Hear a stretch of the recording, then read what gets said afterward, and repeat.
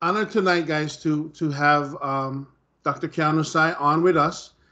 Uh, just a little background on Dr. Sai. Dr. Sai holds a PhD in political science, specializing in Hawaiian constitutionalism and international relations.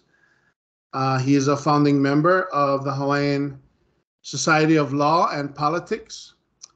He also served as lead agent for the Hawaiian Kingdom in arbitration proceedings before the Permanent Court of Arbitration at The Hague in the Netherlands from November 1999 to February 2001, and as the agent in a complaint against the United States of America concerning the prolonged occupation of the Hawaiian Kingdom. So, little bit disclaimer before I turn things over to Dr. Sai. I actually was first heard Dr. Sai speaking about what he can share with us tonight, some of what he can share with us tonight. Back in somewhere around 2015, 2016, he was on Akaku and he was on Molokai presenting. And, you know,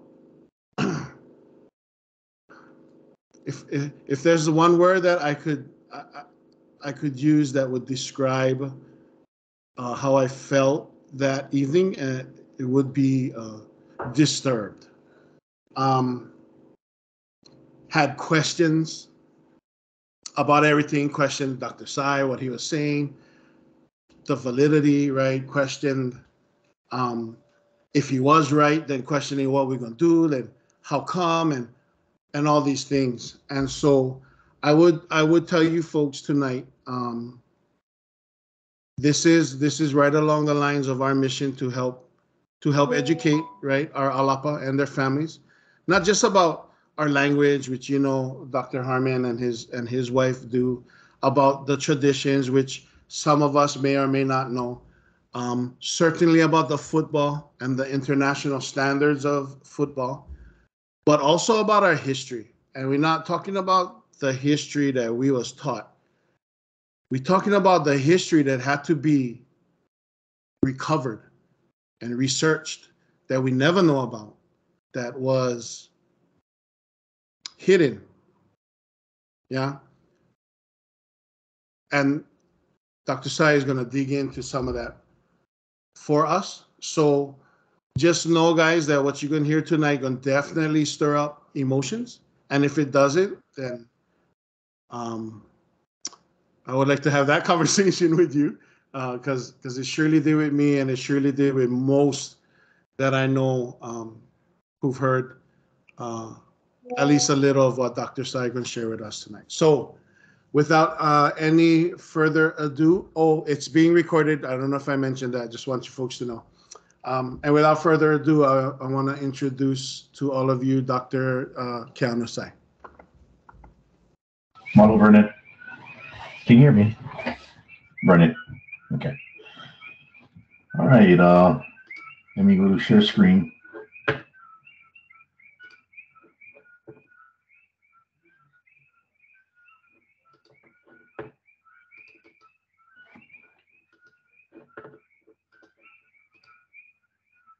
Okay.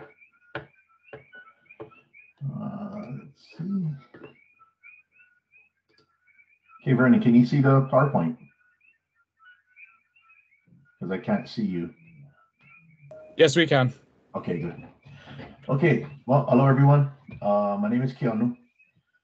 A little brief history about myself.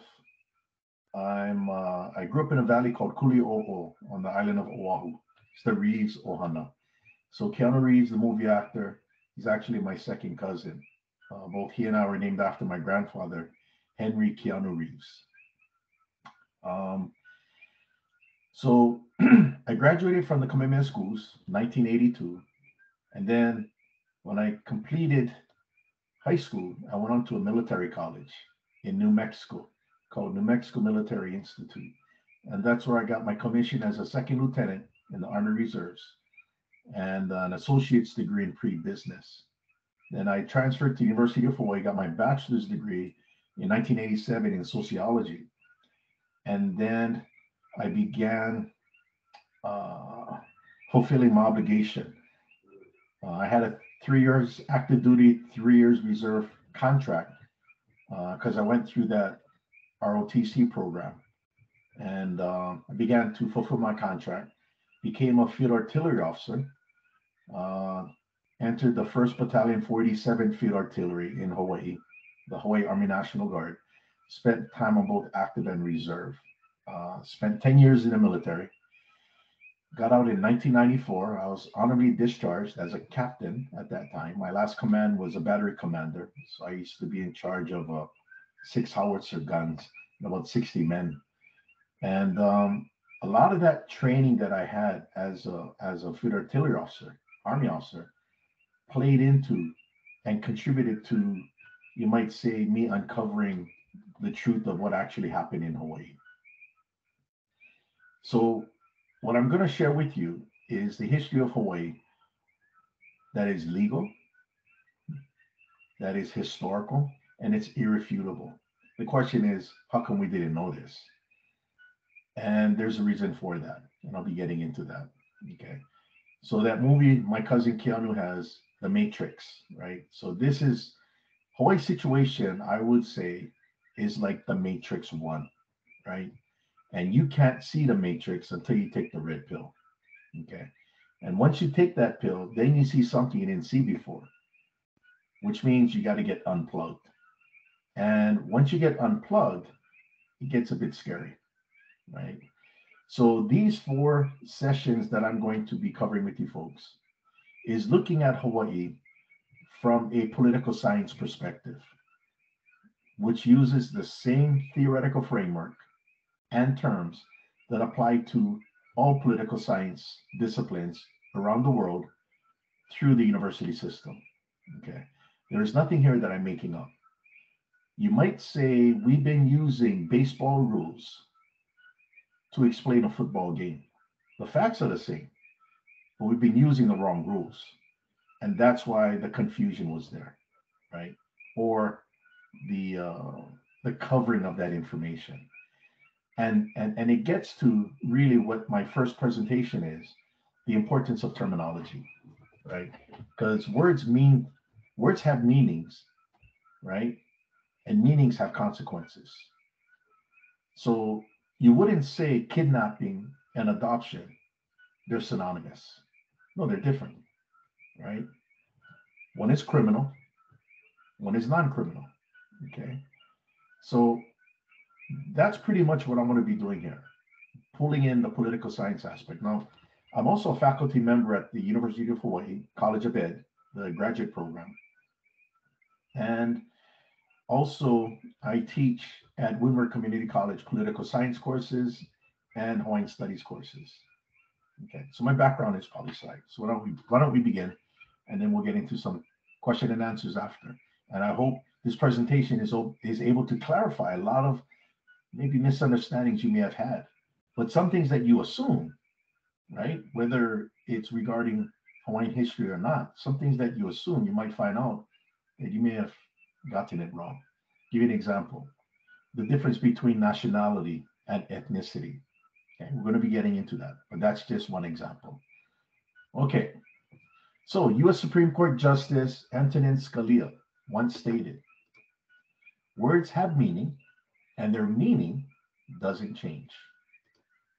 This is an important point, especially coming from a legal standpoint. There needs to be a standard on what facts are and what they mean.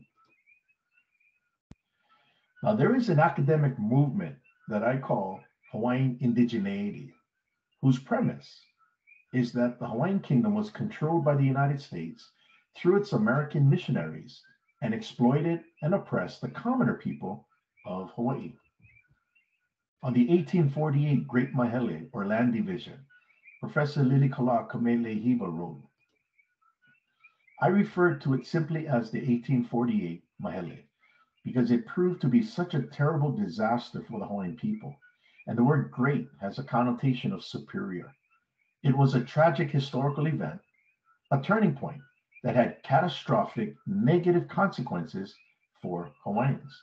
Now that's a dire situation being stated right there. But What I would say, where are the facts that support that conclusion?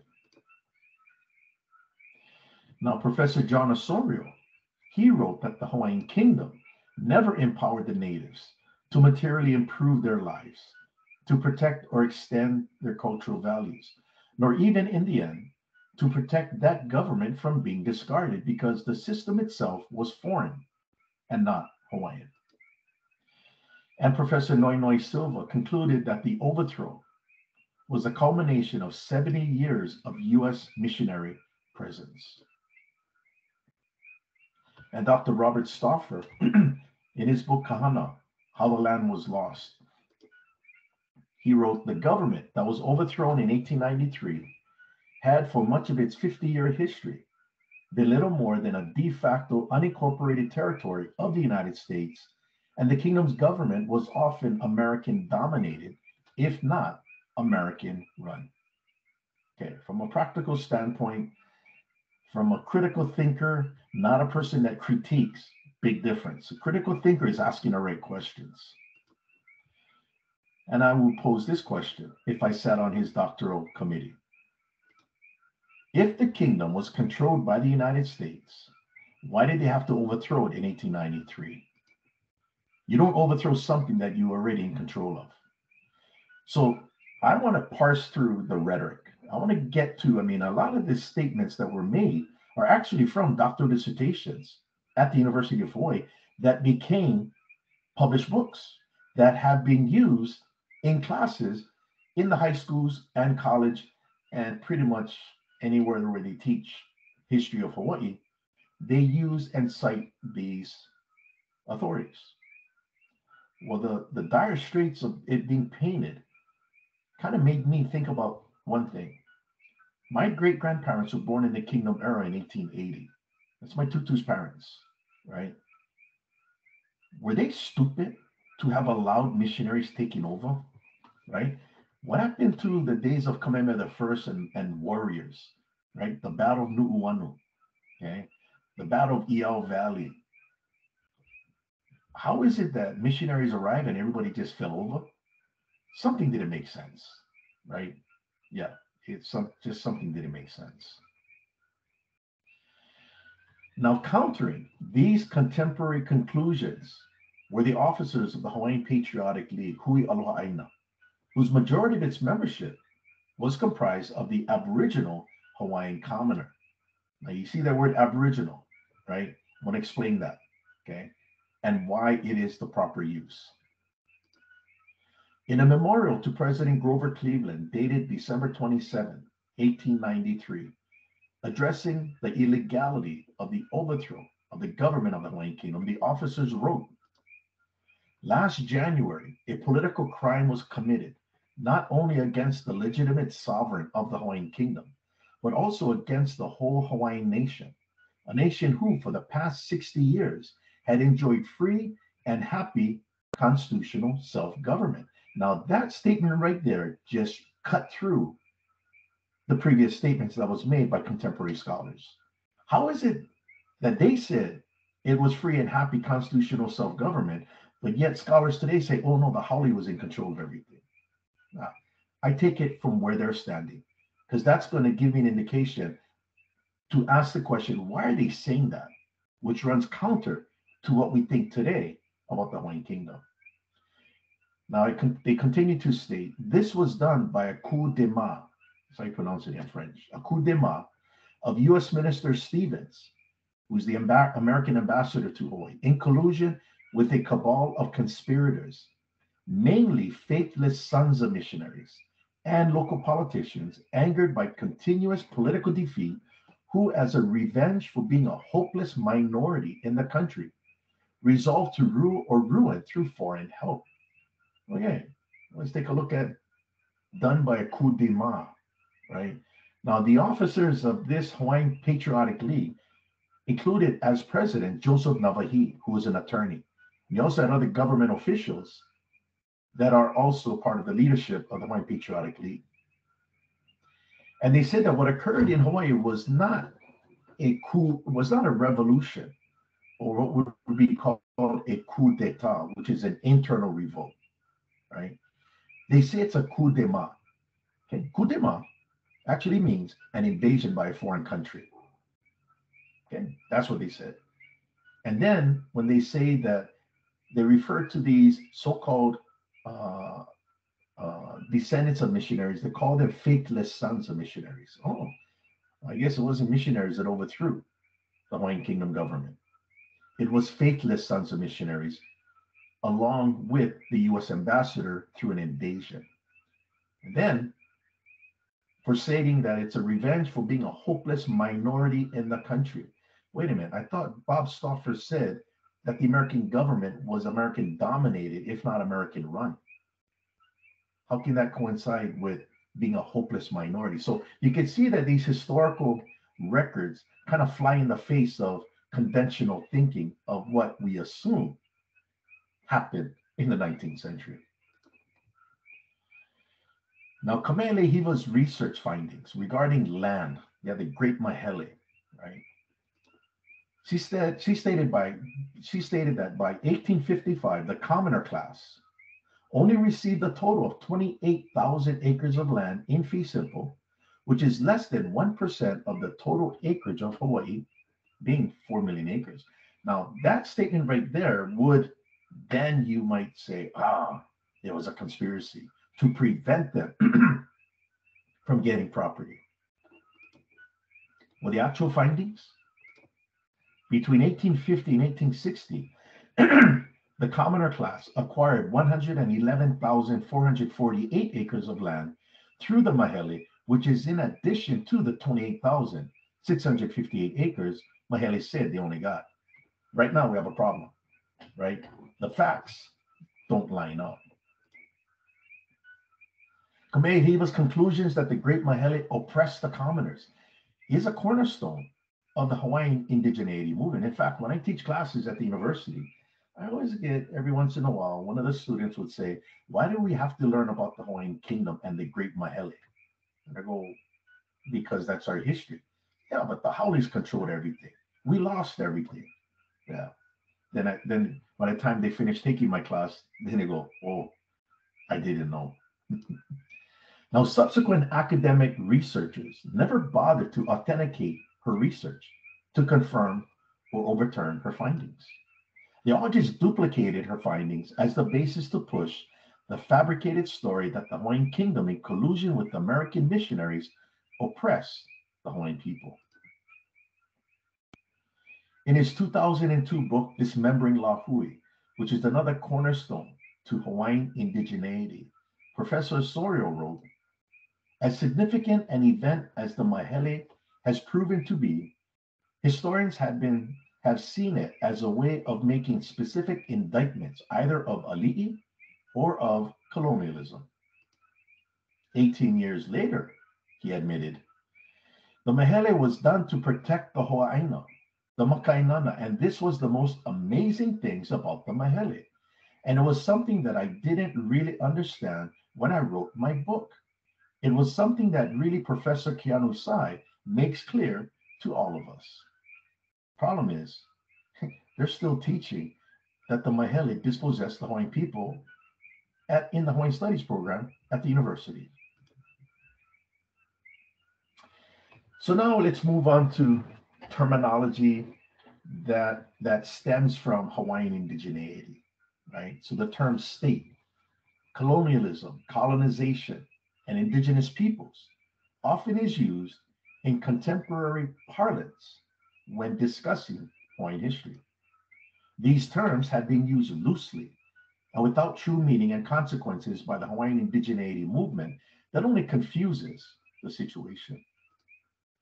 Because Hawaiian history finds itself in a legal situation, it is imperative to know these terms and whether they apply or not.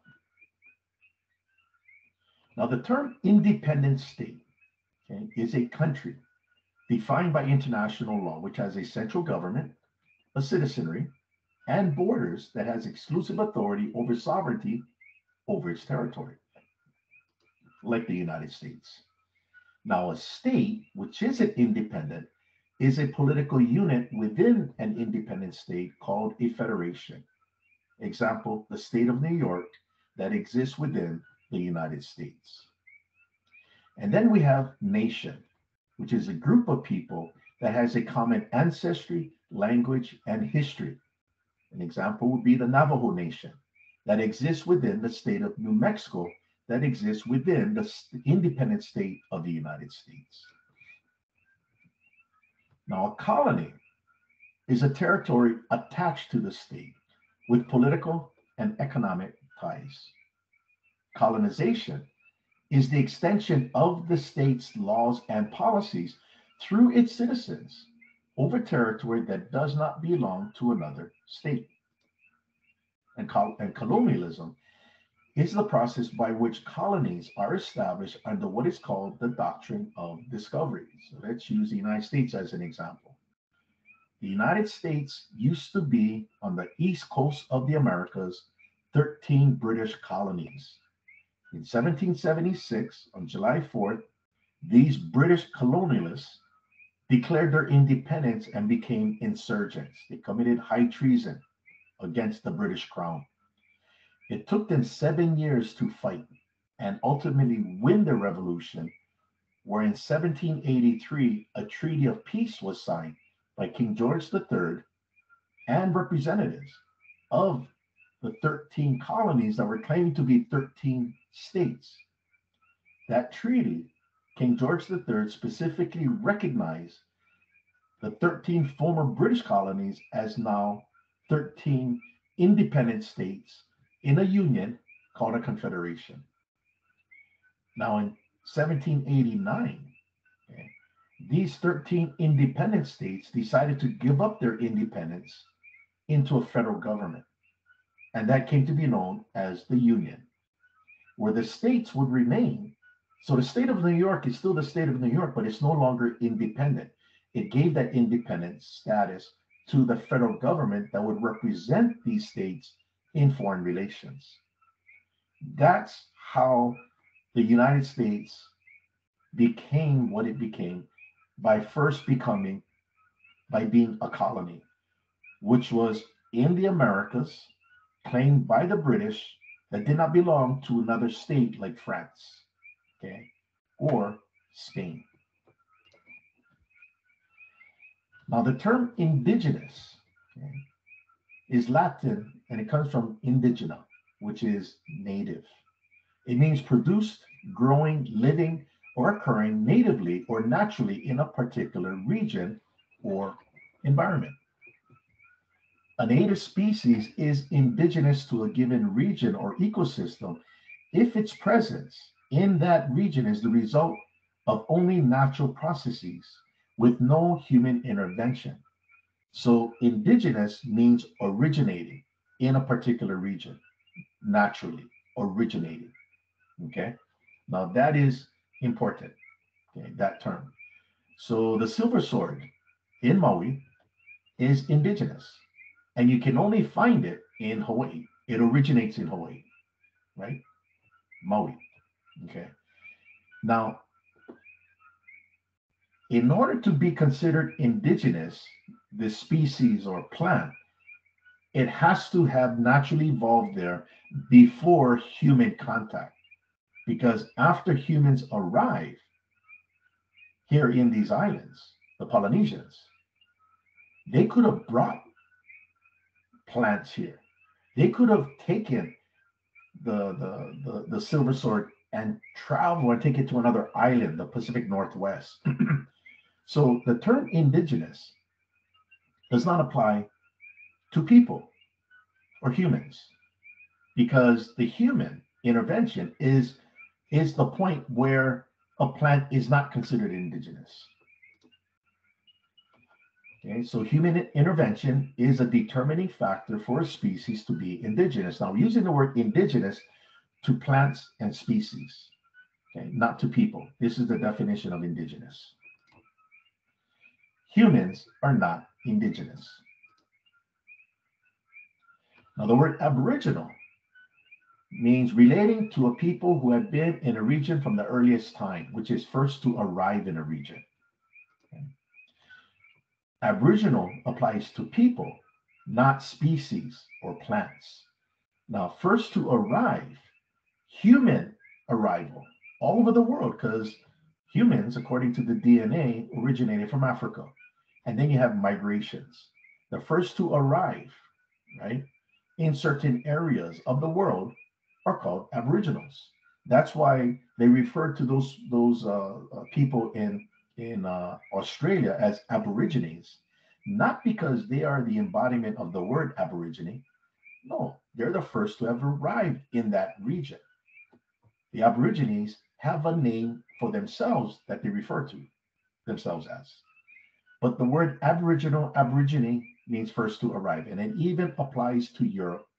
The first European that arrived in that area. So the Lombards, the Franks, these were what was the barbarians who used to fight against the Roman Empire. Those people there, the Germanic tribes, would be considered Aboriginal. Now for Hawaii, native people, okay, Kanaka, okay, we are actually Aboriginal. Okay? So here is an example from 1883, Bernice Pauahi's will. Bernice Pauahi Bishop established the Kamehameha schools. In her will, Article 13 says, I direct my trustees to invest the remainder of my estate to devote a portion of each year's income to the support and education of orphans, giving preference to Hawaiians of pure or part Aboriginal blood. Okay, so right there, it says, you may not be Aboriginal pure part, but you could still be Hawaiian, right? So it's here, give preferences given to Hawaiians of Aboriginal blood, because you have Hawaiians not of Aboriginal blood. So there's a distinction there. Today we've been using and understanding the term Hawaiian as if it's ethnic, right? Applies to native Hawaiians. Actually, this is a nationality. Hawaiian is a nationality, not ethnicity. And how you can tell what is a nationality as opposed to an ethnicity, the term would always refer to a geographical location, right? So let's use the example, British. Okay, British is a short term for British subject, right? That's the nationality of people in Great Britain. British. British refers to the geographical location of Britain, the island of Britain. That's not a group of people or a particular people. Within that island, you have Anglo-Saxons, okay, which eventually form what we know today as Anglo-land or England. You also have Welsh. You got Scottish. These are ethnicities, but the nationality is called British. So the word Hawaiian is a short term created in the Kingdom era, because Hawaiian is English, it's not native. Hawaiian is a short term for Hawaiian subject, like British is a short term for British subject. So you can be a British subject in the kingdom, like a guy named Sanford Dole, the trader.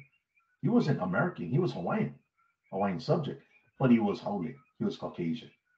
So his children would not have benefited from Bernice Pauahi's will in providing support, giving preference to Hawaiians of pure part Aboriginal blood. Now, pure Aboriginal, when you look it up in the dictionary, okay, it's Kanaka Maoli. I'm not pure, so I cannot say I'm Kanaka Maoli. Now, the word for part Aboriginal blood is Hapa. So I'm Hapa, right? So if I'm Hapa, then I'm also Hawaiian, a Hawaiian subject, if my country still exists today, right? So that's just an example. Another quick example of another nationality, Japanese, right? So Japanese is the citizenry of Japan, which is the geographical location. So Japanese applies to the geographical island or islands called Japan. That's why it's called Japanese. Now, the ethnic group there, I think they call themselves Nihongo, right? But they also had the Ainu over there, tribal group. Now, China, when you say somebody's Chinese, Chinese is actually a nationality, not an ethnicity. Chinese refers to the geographical location of China. But within China, you have different ethnic groups. So you got over 100 different languages over there. One example would be Cantonese, right? Those are the ones that have all the good Chinese restaurants here in the islands. That's Cantonese style, not Hunan style, which is spicy, right? So Cantonese is the ethnicity. Chinese is the nationality. And then one last point, Filipino, named after the Philippines, the islands. And the Philippines was actually named after King Philippe, right? It's not even native. So you have Filipino, which refers to the Philippines, but you have a particular ethnic group within the Philippines that we know today, one of them being Ilocano, right? That makes good pancit, right? Dinaguan, all that stuff. Lechon. Okay, that's Ilocano. But you also have different ethnic groups in the Philippines. The same thing applies to the Hawaiian Kingdom. Okay, let's move on. So from a political perspective, the use of the term indigenous, okay, is applied to an entity, not people, originating in a particular region. So you might see in the collegiate level, especially in political science, the use of the word indigenous government, especially during a military occupation, right? So the indigenous government as distinguished from an imposed government from another country. So let's use the case of Ukraine, okay? The eastern border of Ukraine, the Donbass region, is comprised of a Russian government there, but there may be an indigenous government still working, which is the Ukrainian government, right? So there's a distinction between the Ukrainian government in Donbass as opposed to the Russian imposed government, okay, during the occupation. Also uses the term indigenous language as distinguished from a language introduced later. When you combine indigenous with people, okay, things are going to change now. Indigenous people. It is juxtaposed to a state that the indigenous people reside in. So now let's move into what is then indigenous people, which now uses the word or the term indigenous to the person. The term indigenous peoples was first introduced in the 1989 International Labor Organization Convention Treaty, same thing, number 169. Now take a look at the term, the statement here. It says, indigenous peoples, okay, are peoples in independent nations or states who are regarded as indigenous on account of their descent from populations which inhabited the country or geographical region to which the country belongs, and the time of conquest or colonization or the establishment of present state boundaries. So there's a difference between the indigenous people and the state or the independent state that they're in. Okay, so these are nations. Now, this distinction between indigenous peoples and the state is nuanced throughout the United Nations Declaration on the Rights of Indigenous Peoples that is pushed by the Hawaiian Indigeneity movement. Okay, so we will have a problem here right off the bat where the Hawaiian Kingdom, if it was a country, how did it become a part of the United States? And what changed the status of natives to now become tribal nation within the United States? Okay. But we need to first understand Hawaii's history, which is really important. Now, in her 1999 book, From a Native Daughter, Professor Haunani Trask explained, some of us in the Hawaiian nationalist community believe the United Nations Declaration on the Rights of Indigenous Peoples should become part of the framework within which future analyses, including legal discussions regarding our special status, should occur in Hawaii and in the United States. This ushered in academic research to be imbued or saturated with an indigenous rights discourse or approach that applies critical race theory, colonial theory, and indigeneity. This position taken starts off with We are a native tribe within the United States, and we have rights under the UN Declaration on the Rights of Indigenous Peoples. That is a position statement, and then they're going to try to push it, right? What we call that in research, it's called a confirmation bias. You already have a bias, and then you find historical events to confirm your bias. So if you believe Haoles are evil, then you are going to scour through Hawaii's history to find that evil Haole. So you can use it to confirm your own bias that we're indigenous people. Okay. So that pretty much is the definition of terminology, or the use of terminology, its definition, and the inconsistencies. Now, academics have only duplicated the false findings of Kamelihiva and Osorio. They just restated. So let's look at what is our history, the Hawaiian state, with that backdrop. Now, on November 28, 1843, both Great Britain and France jointly recognized the Hawaiian Kingdom as an independent state. That is pretty explicit right there, independent state. From this date, November 28, Hawaii was an independent state. Prior to November 28, we're actually a British protectorate. In 1794, King Kamehameha I joined the British Empire. Hawaii was a British protectorate, not a colony. It had good relations with the British, except for a little hiccup in 1843 with Lord Paulet. But overall, good relations. That's why the Hawaiian flag has a Union Jack in the canton, in the corner.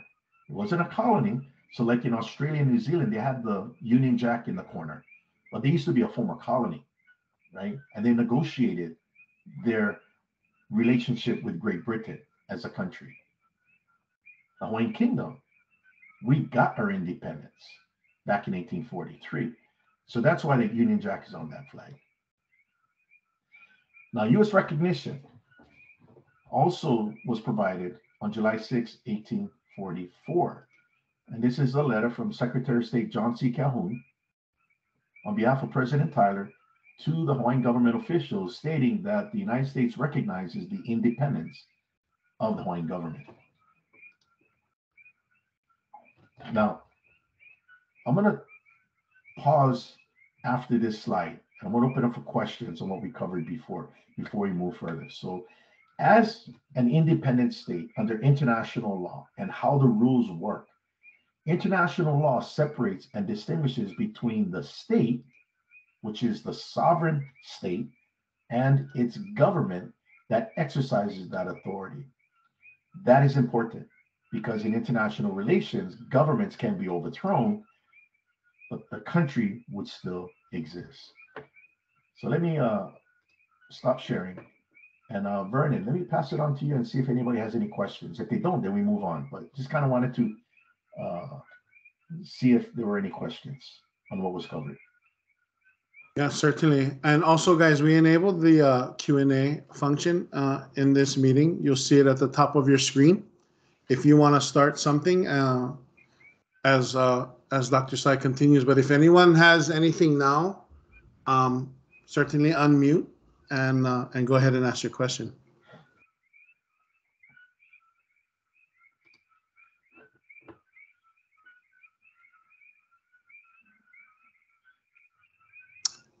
Okay, if not, guys, and you come up, you have something, throw it, use the Q&A function. You can start it there or in the regular chat as well. And we'll monitor and we'll get to those questions at the end as well. Okay, Dr. Sai, it's all yours. Okay, let me close this. Okay, let's continue.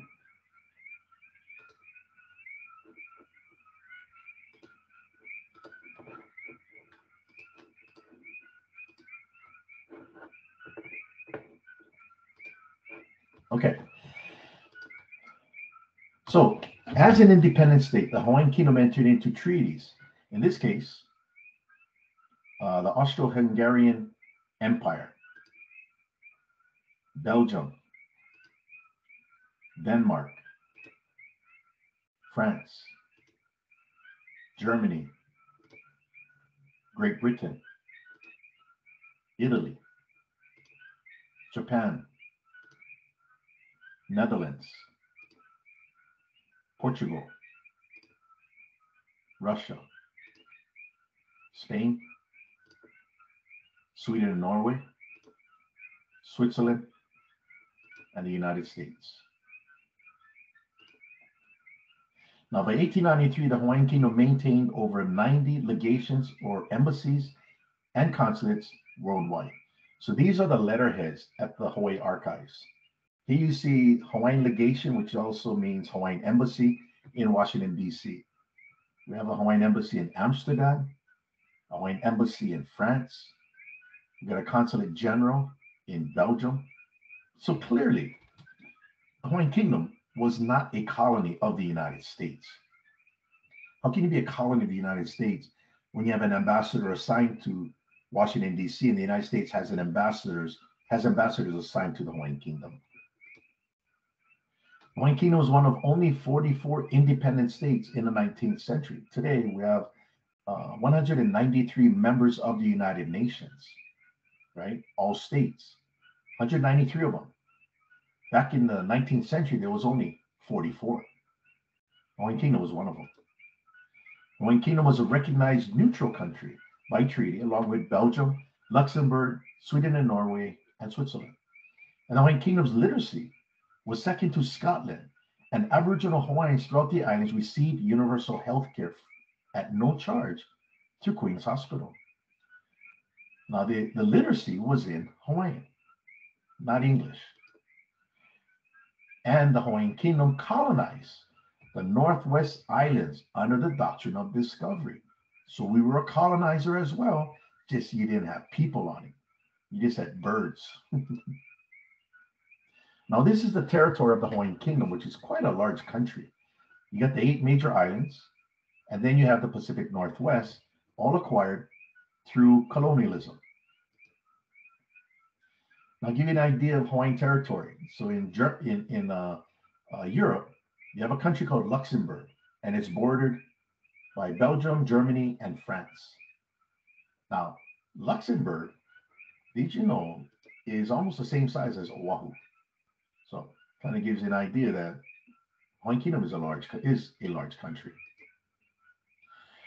The nationality or citizenry of the Hawaiian Kingdom, called Hawaiian Subjects, remember the nationality, was multi-ethnic. According to the 1890 government census, Hawaiian subjects numbered a total of 48,000. Of the Hawaiian subjects, you had Aboriginal Hawaiians, pure part, the majority at 40,000. And then you had Portuguese at 4,000, Chinese and Japanese at 1,700, white foreigners at 1,600, and other nationalities at 60. So in Bernice Pauahi, in her will, says, to those Hawaiians of Aboriginal blood, she's only referring to financial assistance to be given to the 40,000 number, not the Portuguese, not the Chinese, not the Japanese, not the other white foreigners. And then according to the 1890 government census, it identified resident aliens at 41,000, which included Americans. So American citizens in 1890, according to the government census, only numbered 1,928. Did you know that that is less than 2% of the entire population in the kingdom? Wait a minute. I thought Bob Stauffer said that the Hawaiian government was American run, if not American dominated. Now, 1,928, it also includes kids and spouses, and not just the males. Again, the facts just takes out the rhetoric of today. Chinese had 15,000. They're all resident aliens. Japanese, 12,000. Portuguese, 8,000. British, 1,300. German, 1,000. French, 70. Norwegians, 227. And Polynesians, 588. And other nationalities at 419. The Hawaiian Kingdom was a very progressive secular constitutional monarchy since 1852. Key provisions in the Hawaiian Constitution. Article 2, all men are free to worship God according to the dictates of their own conscience. Involuntary servitude, Article 11, except for crime, is forever prohibited in this kingdom. And whenever a slave shall enter Hawaiian territory, he shall be free. And we have examples of former slaves of the United States entering the Hawaiian Kingdom, and they became free. And they became Hawaiian subjects. And Article 13, the monarch conducts government for the common good and not for the profit, honor, or private interest of any one man, family, or class of men among its subjects.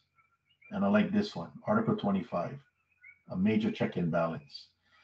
No person shall ever sit upon the throne who has been convicted of any infamous crime or felony, or who is insane or an idiot. So I refer to that as the law, right? So we're not going to be filling that position of monarch anytime soon. Now, Aboriginals are not an indigenous people, but rather comprise the majority of Hawaiian subjects. On November 8, 1999, international arbitral proceedings were instituted at the Permanent Court of Arbitration in The Hague, the Netherlands, and it was called Larson versus the Hawaiian Kingdom.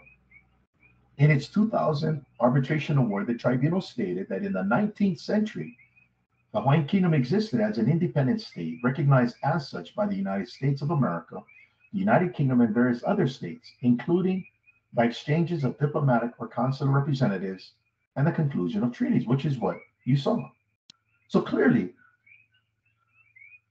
the Permanent Court of Arbitration acknowledged the Hawaiian Kingdom was a state, not a colony, not an indigenous group of people. And at the Permanent Court of Arbitration's website, before this case could proceed, they verified that the Hawaiian Kingdom continues to exist today as a state. So at the international level, they don't have to keep saying independent state, they just got to say state. So here is the case that came before the Permanent Court of Arbitration. It says here, Lance Paul Larson, a resident of Hawaii, brought a claim against the Hawaiian Kingdom by its Council of Regency on the grounds that the government of the Hawaiian Kingdom is in continued violation of these treaties for allowing the unlawful imposition of American law over him within the territorial jurisdiction of the kingdom. Now, that explanation or case description of the case clearly assumes the Hawaiian Kingdom still exists and American laws are not supposed to be here. And here on that website, they identified Lance Paul Larson as a private entity and the Hawaiian Kingdom as a state. That's important. Now, according to Professor Lenzerini, who serves on the International Law Association's Committee on the Rights of Indigenous People, he's from Italy, right? Indigenous peoples have an international legal right to negotiate with their state, implying that indigenous peoples are not states of their own, but reside and are entitled to exercise their rights within an existing state. This characterization does not apply to Native Hawaiians as citizens of the Hawaiian Kingdom, who rather claim to be a national people under foreign occupation. Now, other Polynesians that are not indigenous people, Samoa. Well, Samoa became an independent state in 1962, but it didn't join the United Nations until 1976. Tonga.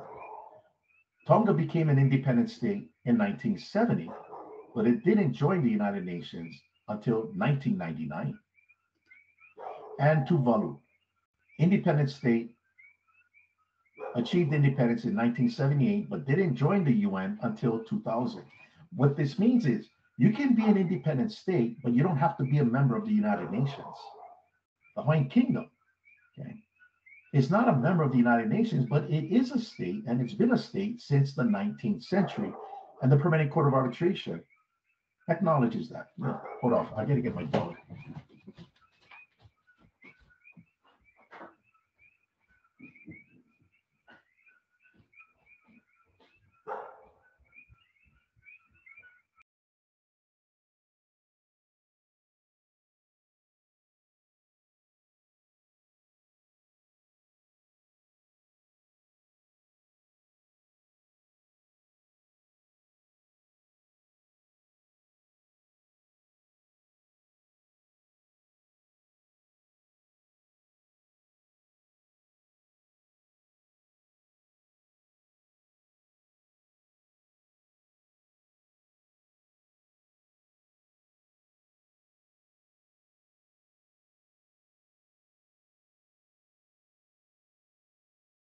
Keanu, I went mute you. You gotta unmute.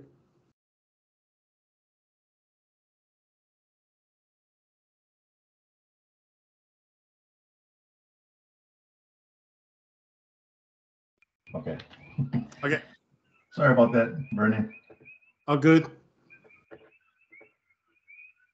Yeah, battling the cookie frogs and my dog had pigs outside. So let's get back to it. Okay. So as I stated, that you don't have to be a member of the United Nations to be an independent state, but you have to be an independent state to join the United Nations, right? Now, another example is Switzerland. Now, the United Nations was formed in 1945, well, 1946. Negotiations began in 1945. But Switzerland didn't join the United Nations until 2002, right? So this idea of the United Nations has caused some confusion for some, right? It's just an organization of independent states where they can talk, they can kind of resolve disputes, those kind of things. But you don't have to be a member of the United Nations. That's my point that I'm making. So what is it that happened here that got us to believe a false narrative that we wanted to become a part of the United States? Well, actually, as an independent state, in relations with other independent states, there are only two state of affairs called a state of war or state of peace. So here we have a state of war between the Hawaiian Kingdom and the United States. Now, according to Judge Greenwood from the International Court of Justice, he states that traditional international law was based upon a rigid distinction between the state of peace and the state of war. Countries were either in a state of peace or state of war.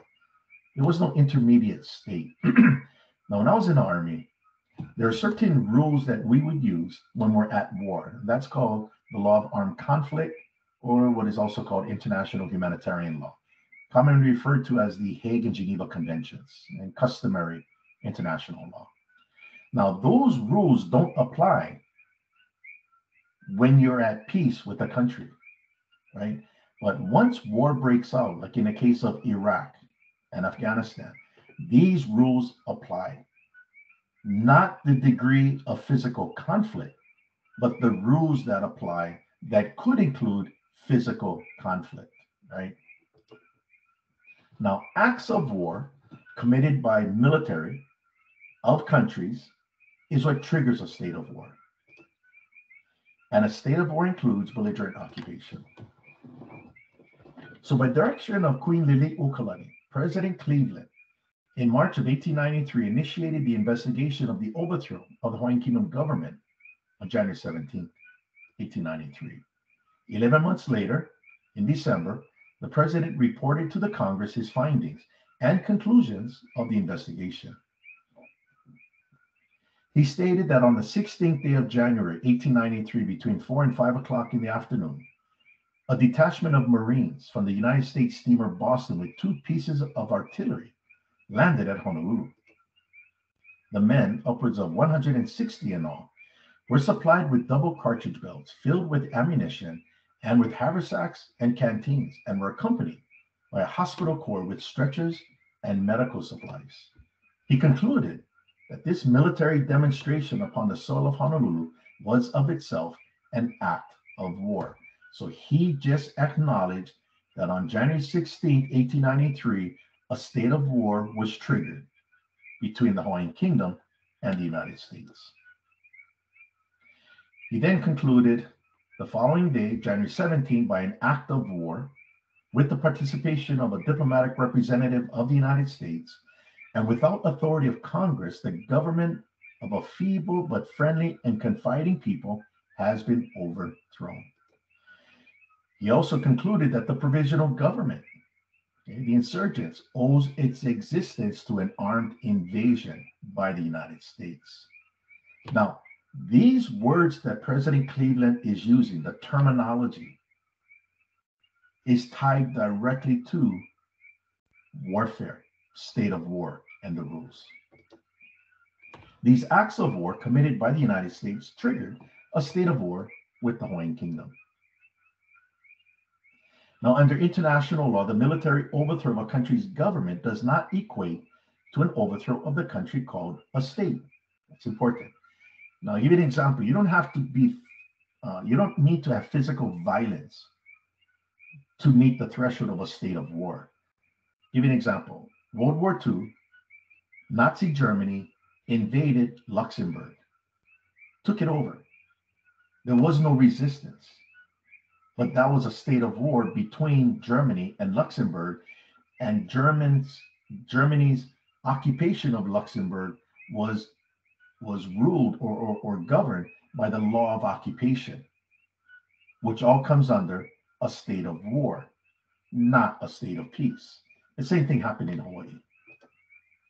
According to Judge Crawford from the International Court of Justice, there is a presumption that the state, the country, continues to exist with its rights and obligations despite a period in which there is no effective government. And belligerent occupation, like Luxembourg, like the Hawaiian Kingdom as of January 17, belligerent occupation does not affect the continuity of the state, even when there exists no government claiming to represent the occupied state. So the Hawaiian state, given birth in 1843, constitutional government called the Hawaiian Kingdom, exercised that authority. That government was illegally overthrown in 1893, but the Hawaiian Kingdom as a state continues to exist. That's why the Permanent Court of Arbitration could verify that the Hawaiian Kingdom still exists as a state, because the United States has no treaty with Hawaii where Hawaii transferred itself to the United States. All we have is the overthrow of our government, right? And then 5 years later, during the Spanish-American War, the US Congress just passed a law that says, we got you. And that started the occupation. Now, according to Professor Brownlee, regarding the law of occupation, after the defeat of Nazi Germany in the Second World War, the four major Allied powers assumed supreme power in Germany, and this included the British, the French, the Soviet Union, and the United States. The legal competence of the German state, its independence and sovereignty, did not, however, disappear. What occurred is akin to legal representation or agency of necessity. The German state continued to exist, and indeed, the legal basis of the occupation depended on its existence. Why is it that none of these rules applied to the Hawaiian Kingdom? Well, there's a reason for that, and you'll see. Customary international law in 1893 obligated the United States as the occupier to administer the laws of the Hawaiian Kingdom and not the laws of the United States when they are in effective control of the territory.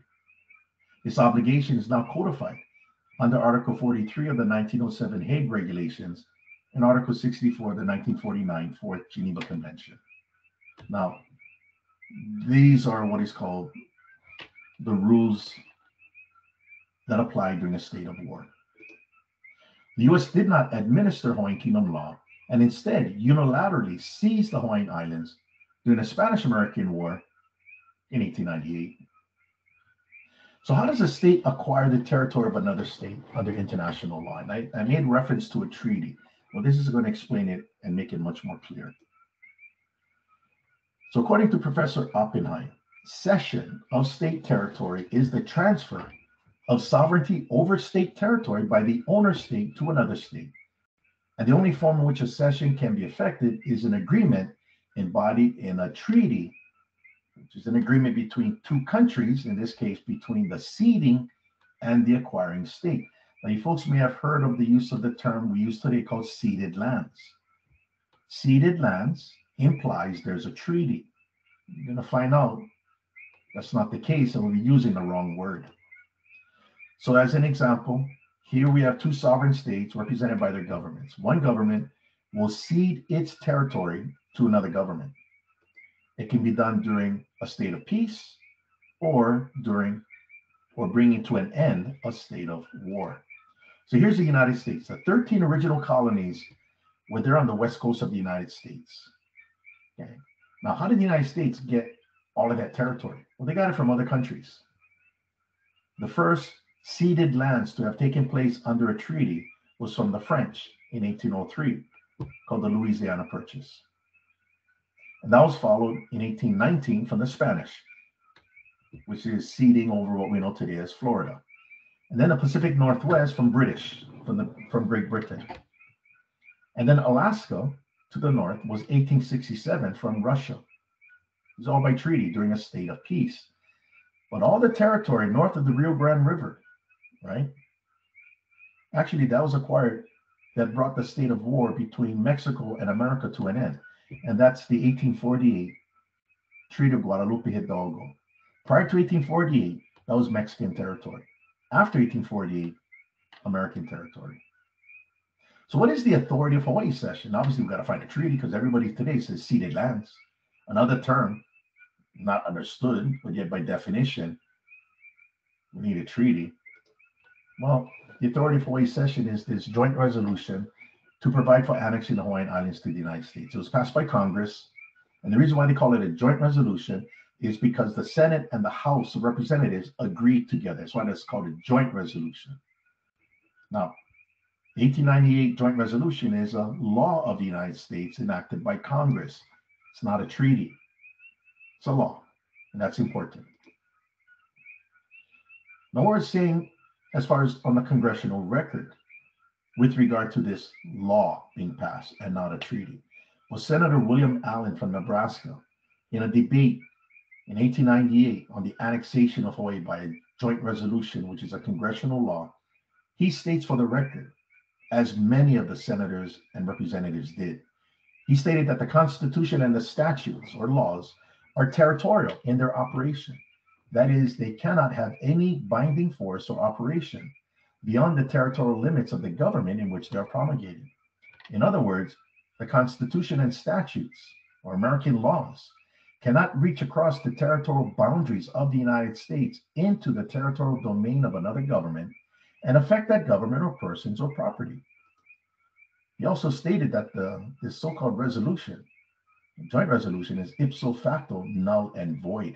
It's not even arguable that we can annex a foreign country, because if the United States can pass a law annexing Hawaii, another country, then Canada can pass a law annexing America, and Mexico can pass a law annexing Great Britain. No, American laws or laws of countries are limited over their territory, period. It's not a debate. Well, nevertheless, the reason why they're doing this is they want to build up Hawaii as a military outpost to protect the west coast of the United States from foreign invasion. The threat that the United States used at this time was the threat from Japan. So they said, occupy Hawaii and protect the west coast of the United States from invasion. So the the US Congress, despite knowing it's all illegal, passed a law in 1900 called the Organic Act, establishing the territory of Hawaii. Now, all they did here was change the name of the Republic of Hawaii, which were the insurgents, who used to be called the Provisional Government, which used to be called the Hawaiian Kingdom. All they did was change the name to the territory of Hawaii. The governmental infrastructure of the Hawaiian Kingdom was hijacked in 1893, controlled by insurgents with US military support. And now, 1898, United States military has come back to Hawaii, and now they're going to protect these people, which eventually they came to be known as the Big Five.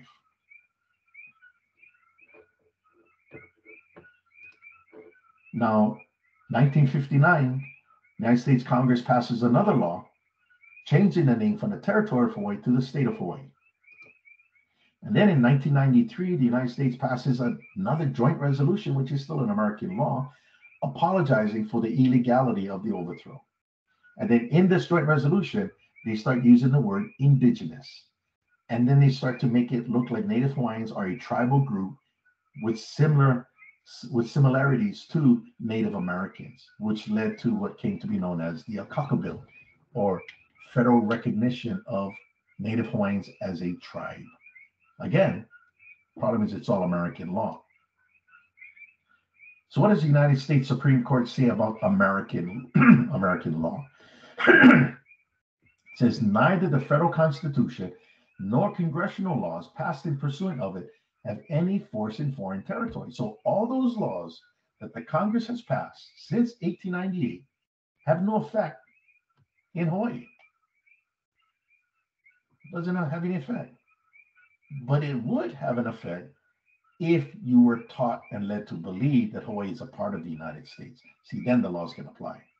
But once you bring in the history of the Hawaiian Kingdom and a country under occupation, game changer.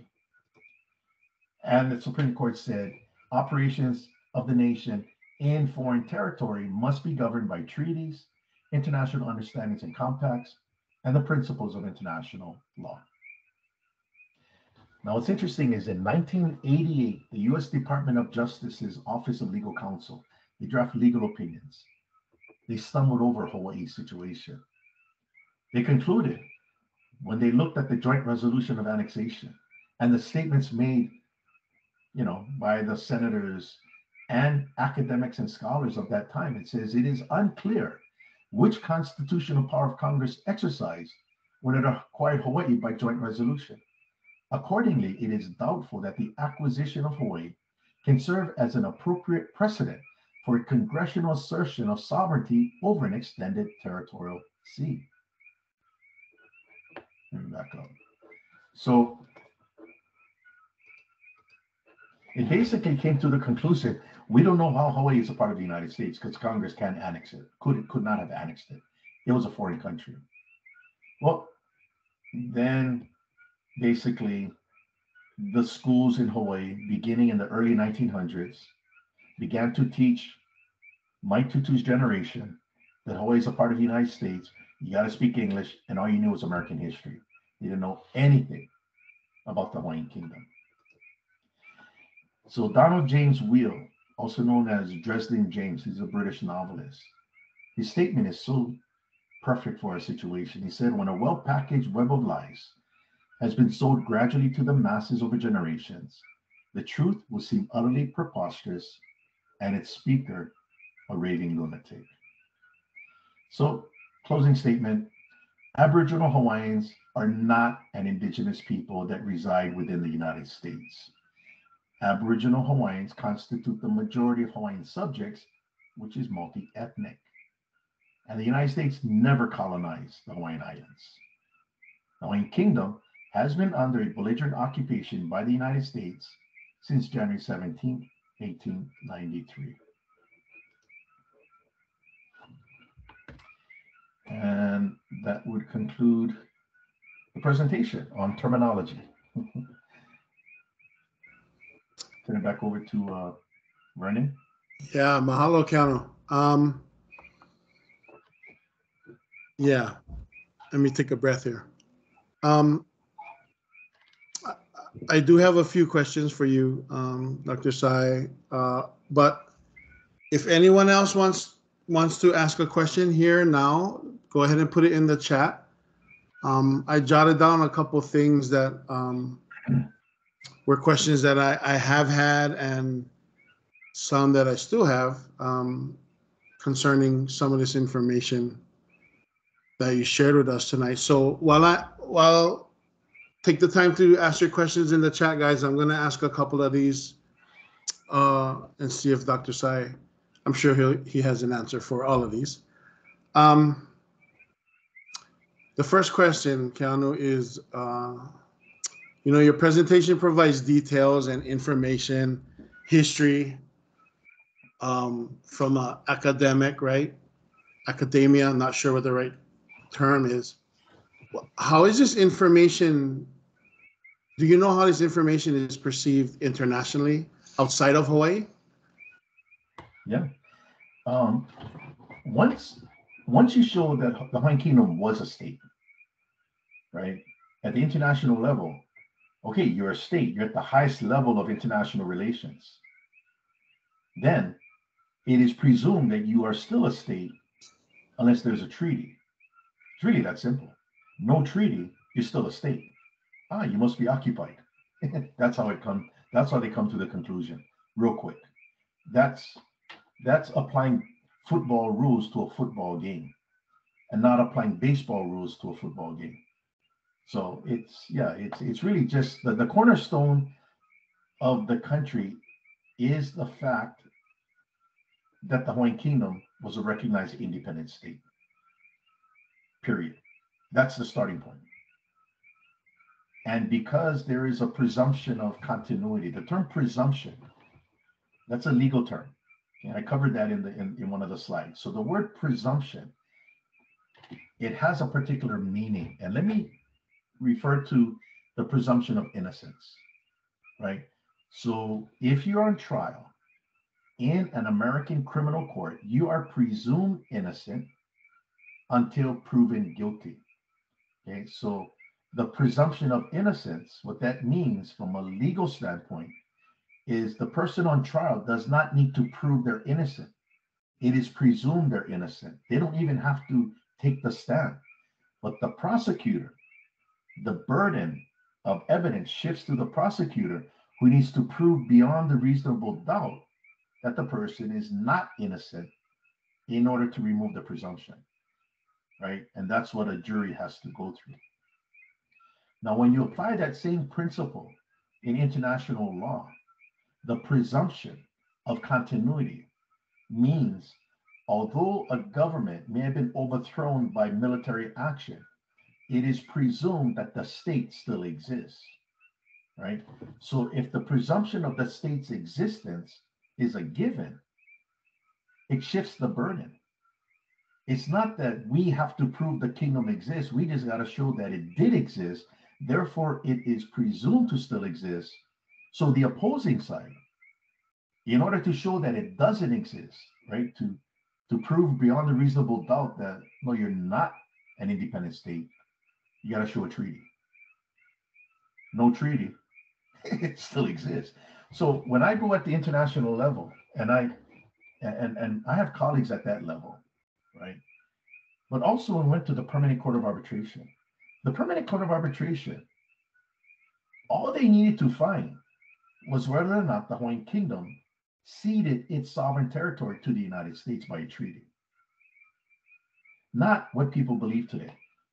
So if the Hawaiian Kingdom still exists, or if the Hawaiian Kingdom existed as of 1843, with all the treaties, then what the international body looks for is where's the treaty that the Hawaiian Kingdom became a part of the United States? If there's no treaty, it still exists. That's why the Permanent Court of Arbitration verified the Hawaiian Kingdom still exists. But a lot of people are involved with the sovereignty movement, right? And the sovereignty movement always makes it like you gotta get people to believe it. You gotta prove it exists. Well, you got it backwards. They gotta prove it doesn't exist. So like in the case of your folks' organization, Vernon, the treaty with France, with Great Britain, with Sweden, with Norway, you're at that level to compete with the nationals of those countries, with the nationals of this country. That right there is an indication of where the Hawaiian Kingdom is at. But what we've been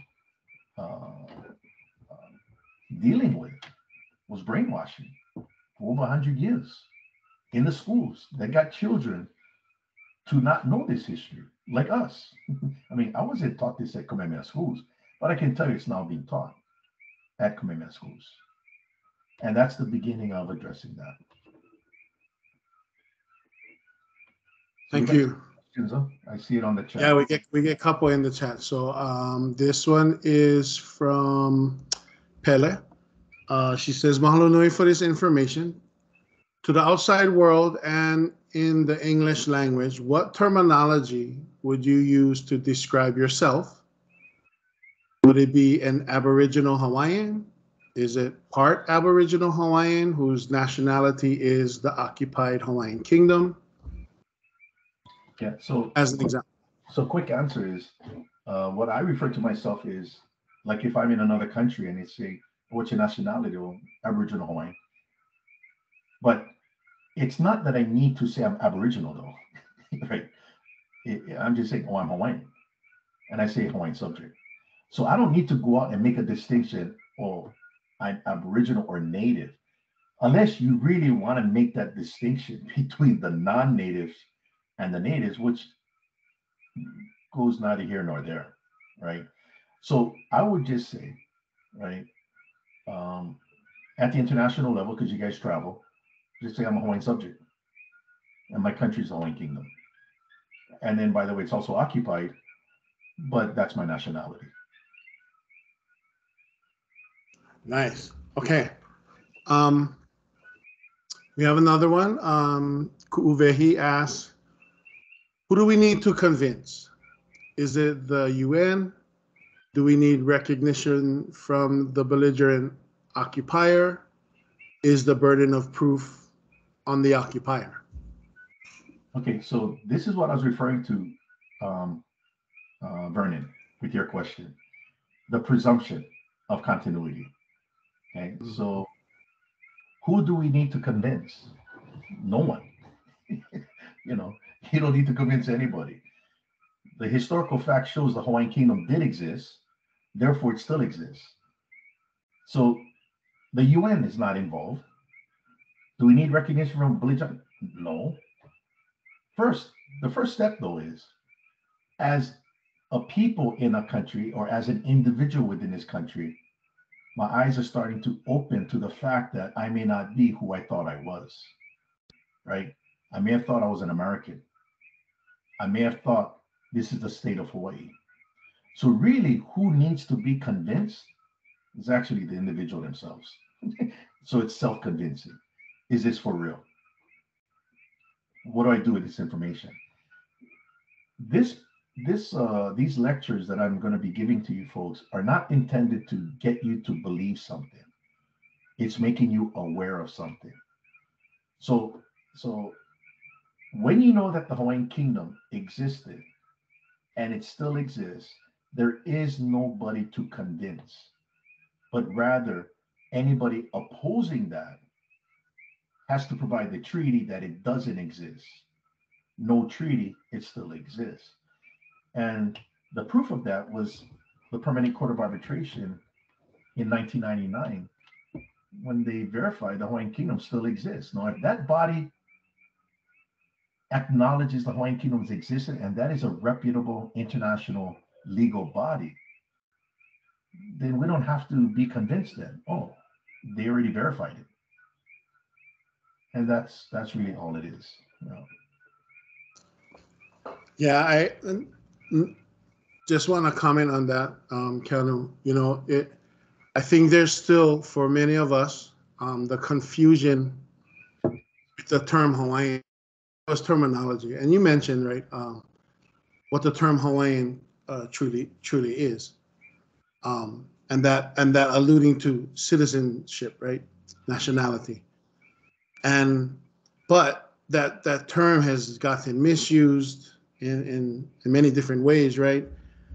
Even to the extent that there's this thing, right, amongst Hawaiians about how much Hawaiian you.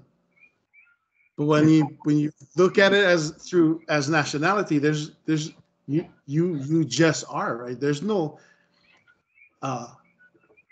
there's no such thing as blood quantum, right? And I think that still causes confusion for many, even as they start to learn some of the things you shared with. Okay, so let me explain it this way.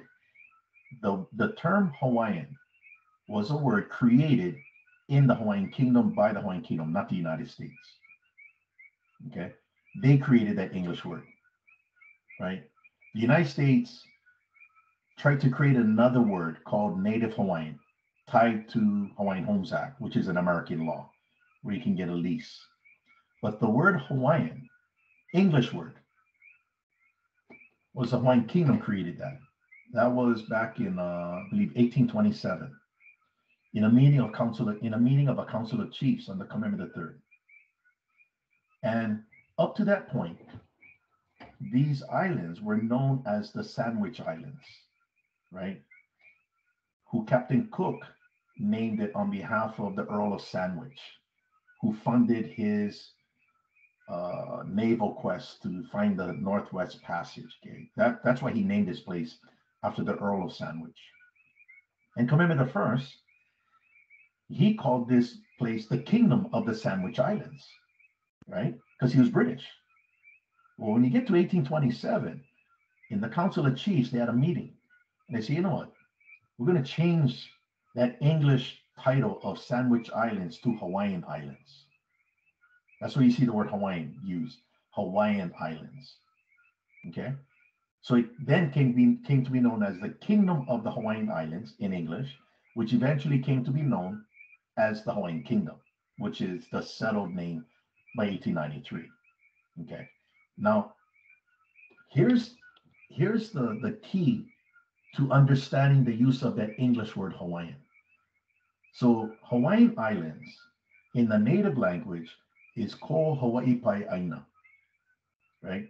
So ko is a possessive, Hawaii is a subject, and pai aina is what is owned, right?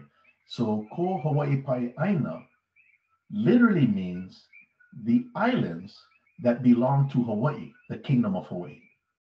Kamehameha I was the Kingdom of Hawaii Island. Kahikili and later Kalani Kupule was the king of the Kingdom of Maui, and Kahikili's brother Ka'eo was the king of Kauai. Kamehameha consolidated these three kingdoms into one kingdom. So Hawaiian Islands, ko Hawaii pai aina, is the islands that belong to Hawaii, the Kingdom of Hawaii. It's a geographical location. It didn't say ko Kamehameha pai aina, the islands that belong to Kamehameha, right? Or ko Kanaka Maoli pai aina, the islands that belong to the pure natives. It's ko Hawaii pai aina, geographical location. The United States Congress in 1921, with Kuhio trying to find ways to protect our people from being subjugated by the insurgents in full control, moved to get federal oversight through the Hawaiian Homes Act. And that's when they came up with their own word on the word Hawaiian, Native Hawaiian, lowercase, meaning more than 50% blood quantum.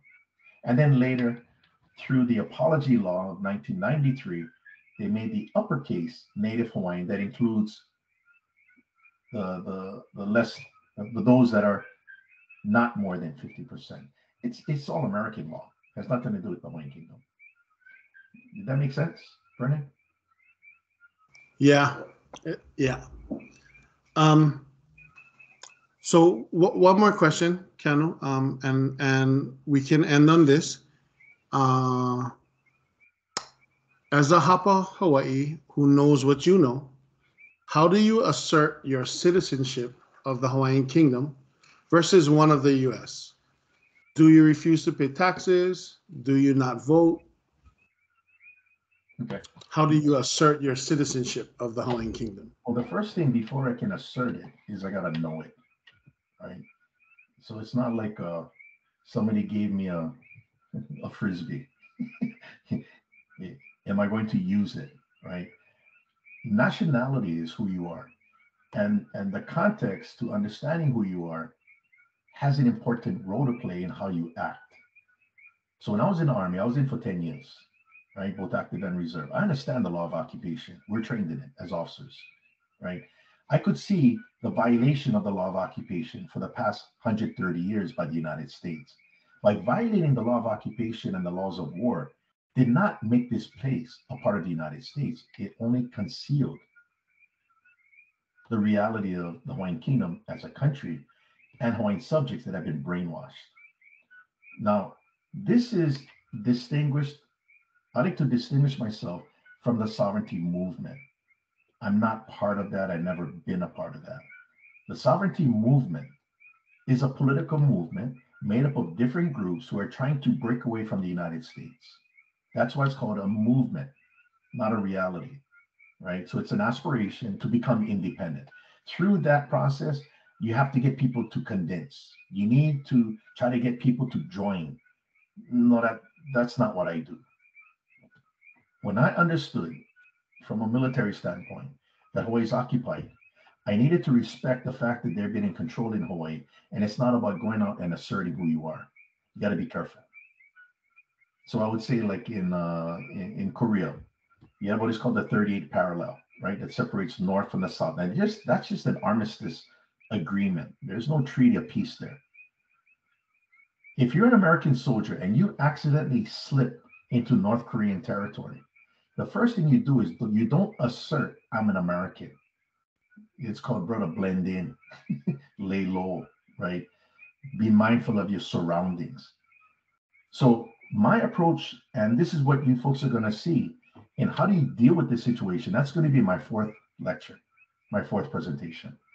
That gets into the now what. But I'm doing here is I'm laying the foundation to begin to raise the national consciousness of everyone here of their nationality. So next week, not next week, but the next presentation, I'll be getting into how did the Hawaiian Kingdom operate as a constitutional system? Meaning, let me ask it another way. How did my great-grandfather live in a country that I never lived in? I need them to tell me and show me what it is to be Hawaiian, because I don't, right? So I need some points of reference, known points that I can clarify and qualify and go, now that I can stick something in the soil.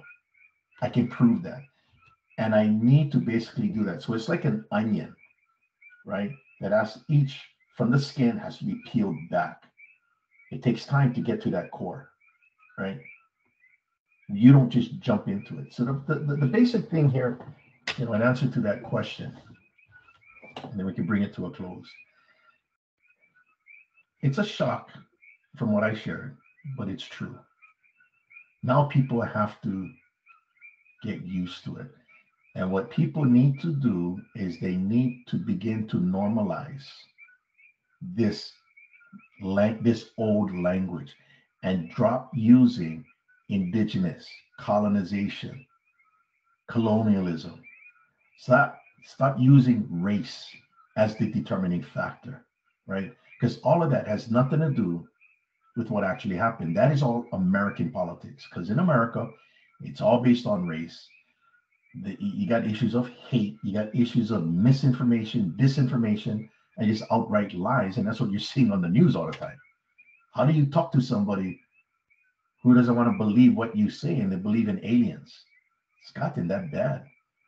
Well, in light of all of that and what we have in Hawaii, let me go back to what I want to know. Let me start asking the right questions of who am I? Who is my great-grandparent? Who are my great-grandparents? Where did they live? How did they live? What did they think? See, and that is what we call in political science a national consciousness. A national consciousness that is geopolitical, right? So there is a difference with regard to national consciousness.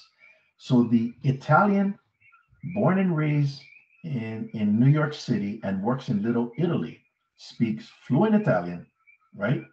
Has an Italian culture, but he or she is an American.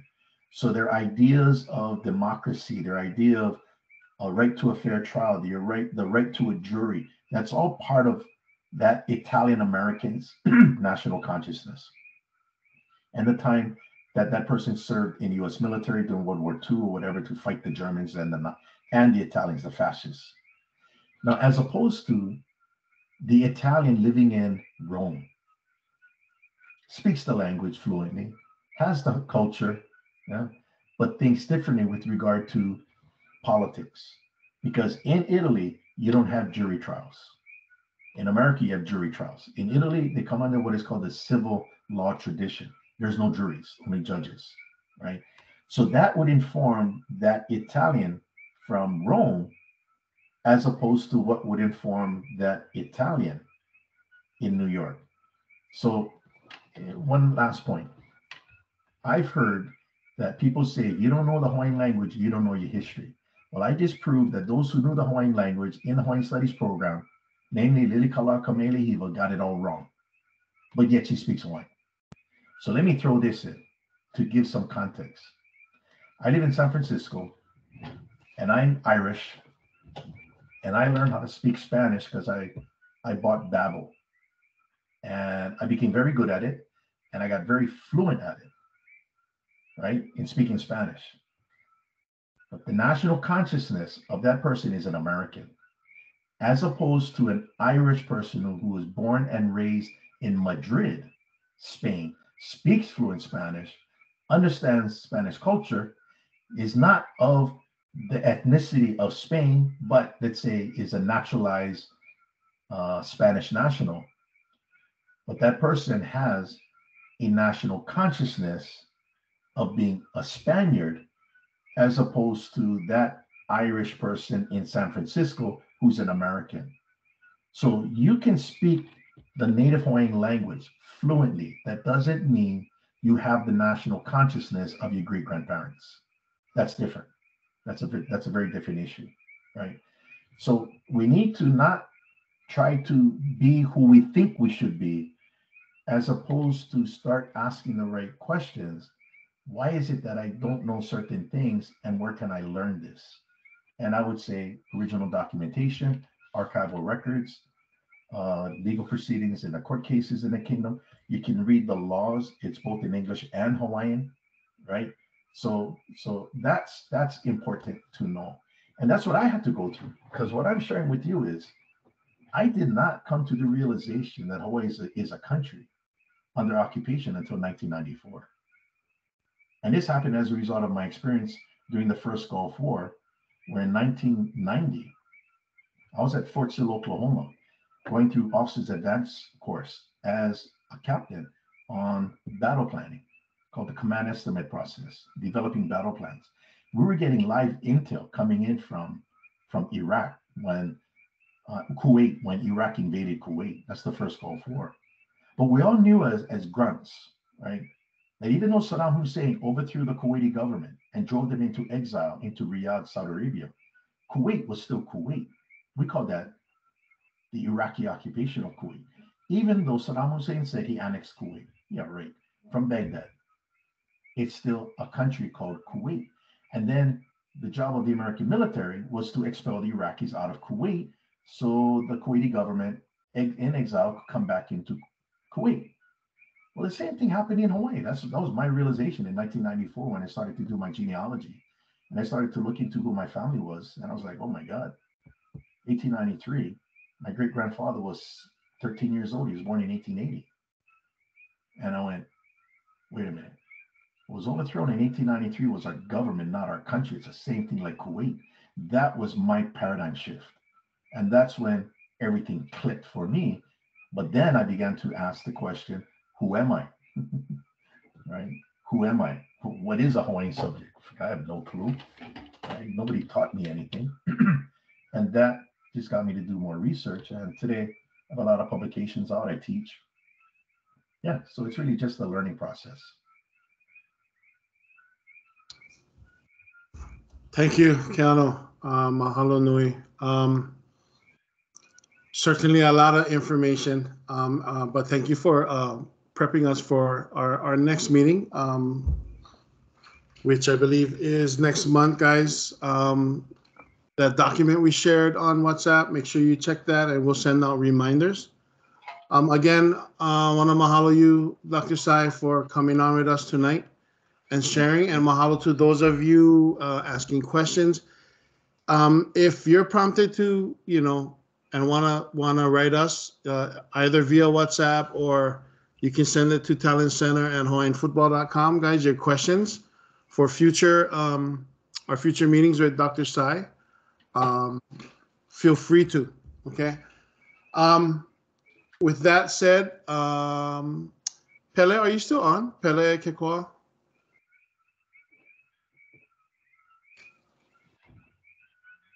Oh, I am. Can you close us in Pule, and then we'll dismiss everybody? Hiki no. Oh, mahalo. Ai, mahalo. Mahalo nui e kauka Keanu Sai no kia hui ana ko ike e ho'omalu ka koe ka pule. O heo e kia kua e mako ka poe kiki. Mahalo kani o no kia hui ana o mako ka hui kanaka po mawai. Me na alakai na ka poe kako ka ohana na alapa, ka poe apo e imi ana I ka naawao ko ka ike e holomua I ka lahui.